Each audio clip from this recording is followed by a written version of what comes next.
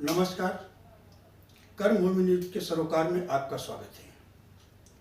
मुद्दा एक बार फिर राजनीति का है। लोकसभा चुनाव होने में हालांकि अभी 1 साल से अधिक का समय बाकी है, लेकिन कुछ दिनों पहले कराए गए एक सर्वे से जो पूर्वानुमान आया है, उससे भारतीय जनता पार्टी और एकनाथ शिंदे दोनों गुट काफी परेशान हैं। भारतीय जनता पार्टी को लग रहा था कि यदि अभी चुनाव होते हैं तो उन्हें महाराष्ट्र में पैसे मिलेगी, महाराष्ट्र के लोग भारतीय जनता पार्टी के साथ जाएंगे। लेकिन चुनाव सर्वे में जो परिणाम आए वो एकदम उल्टे हैं। चुनाव परिणामों में स्पष्ट कहा गया है, यदि इस माहौल में लोकसभा के चुनाव हो जाते हैं तो महाविकास अघाड़ी को 34 के आसपास सीटें मिलेंगी।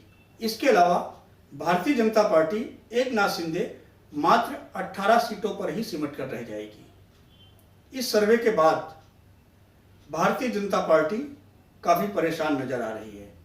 एकनाथ शिंदे गुट खेमा भी काफी परेशान है।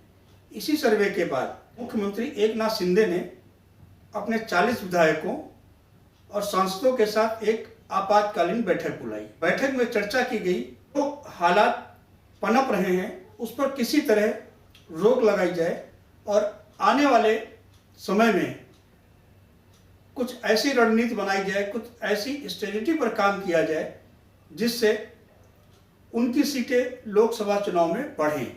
स्वाभाविक है कि इस लोकसभा चुनाव के पूर्वानुमान के बाद राष्ट्रवादी कांग्रेस पार्टी और उद्धव गुट, इन तीनों के हौसले बुलंद हैं।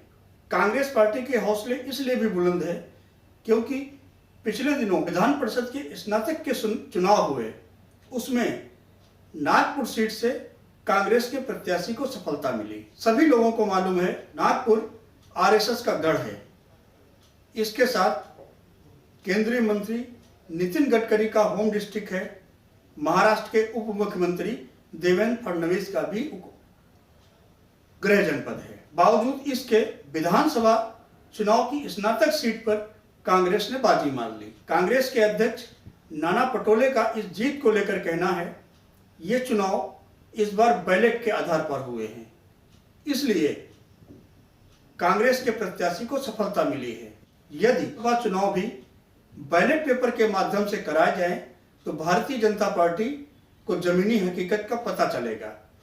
किसी भी कीमत पर भारतीय जनता पार्टी नहीं जीत पाएगी। 2019 में लोकसभा चुनाव के राजनीतिक समीकरण कुछ अलग थे। 2019 के लोकसभा चुनाव भारतीय जनता पार्टी और शिवसेना ने मिलकर चुनाव लड़ा था।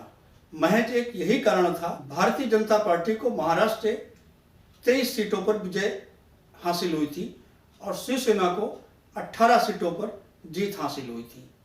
लेकिन जून 2022 के बाद महाराष्ट्र के राजनीतिक समीकरण पूरी तरीके से बदले हुए हैं। शिवसेना में बगावत हो चुकी है। एकनाथ शिंदे ने भारतीय जनता पार्टी के साथ मिलकर सरकार बना ली है। वर्तमान समय में महाराष्ट्र के मुख्यमंत्री एकनाथ शिंदे हैं और देवेंद्र फडणवीस जो भारतीय जनता पार्टी के वरिष्ठ नेता हैं वो उप मुख्यमंत्री हैं। बावजूद इसके महाराष्ट्र के लोगों की जो सिंपैथी है उद्धव ठाकरे के साथ जाती हुई दिखाई दे रही है। राजनीतिक विश्लेषकों का कहना है कि उद्धव ठाकरे लगातार इस बात की मेहनत कर रहे हैं, उनके पुत्र आदित्य ठाकरे भी प्रयास कर रहे हैं किसी तरीके से जनता के बीच जाकर जमीनी हकीकत का वो जनता को जानकारी दे और जनता की सिंपैथी उनके साथ रहे, इसके लिए वे लगातार प्रयास कर रहे हैं। जबकि एकनाथ शिंदे गुट इस मामले में एकदम पीछे है। एकनाथ शिंदे ने बाला साहब ठाकरे की शिवसेना नामक पार्टी का गठन तो कर लिया, लेकिन पूरे महाराष्ट्र में वे उसका विस्तार करने के लिए जिस स्तर पर काम करना चाहिए वे काम नहीं कर पा रहे हैं। मुंबई से नवी मुंबई की कोई खास दूरी नहीं है, लेकिन पिछले दिनों एकनाथ शिंदे की पार्टी में जो नाराजगी कार्यकर्ताओं के बीच नवी मुंबई में देखने को मिली थी, ही नाराजगी उनके एकनाथ शिंदे के गृह जनपद ठाणे में भी है। जो लोग उद्धव ठाकरे का साथ छोड़कर एकनाथ शिंदे के साथ गए थे, उन लोगों ने सार्वजनिक मन से अब नाराजगी व्यक्त करना शुरू कर दिया है।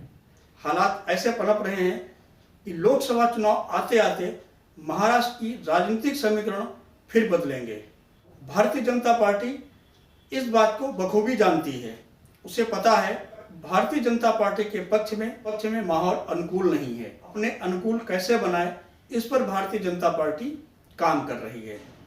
मिशन 45 लेकर के तो चल रही है, लेकिन इस समय जो हालात हैं उन्हें देखते हुए ऐसा लगता है कि जनता पार्टी के लिए मिशन 45 तक पहुंच पाना मुश्किल भरा सफर है। हालांकि कुछ दिनों बाद मुंबई महानगर पालिका के चुनाव होने वाले हैं।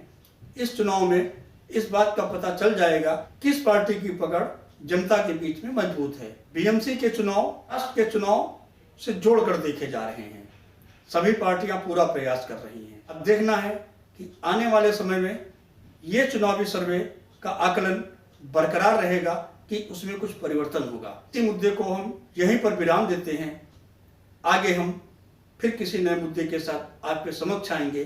तब तक के लिए आप जुड़े रहें और देखते रहें कर्मभूमि न्यूज का ये सरोकार।